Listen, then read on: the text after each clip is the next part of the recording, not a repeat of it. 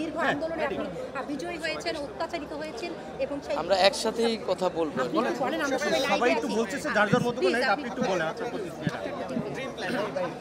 আমরা যেই প্রতিশ্রুতির ভিত্তিতে এই অভ্যুত্থানটি সংগঠিত হয়েছে সেই প্রতিশ্রুতিগুলোর বাস্তবায়ন করা, যে গণহত্যা এবং এই গত রেজিমে যারা গুম খুন লুটপাট দুর্নীতির সাথে জড়িত ছিল তাদের বিচার করা এবং ইমিডিয়েটলি আইন শৃঙ্খলার পরিবেশ ফিরিয়ে আনা, মানুষের জননিরাপত্তা নিশ্চিত করা এবং জনদুর্ভোগ দূর করা, এই কাজগুলো এই সরকারের প্রথম কাজ হবে।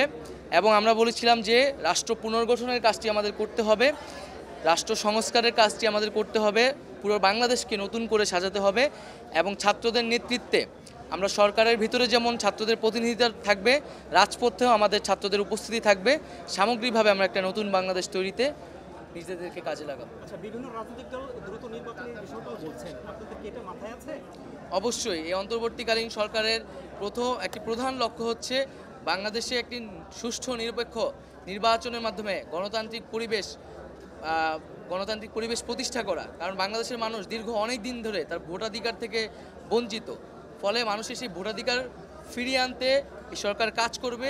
কিন্তু তার আগে নির্বাচন কমিশন থেকে শুরু করে অন্যান্য রাষ্ট্রীয় কাঠামোর সংস্কার প্রয়োজন, না হলে মানুষের অধিকার লঙ্ঘিত হবে। Thank you.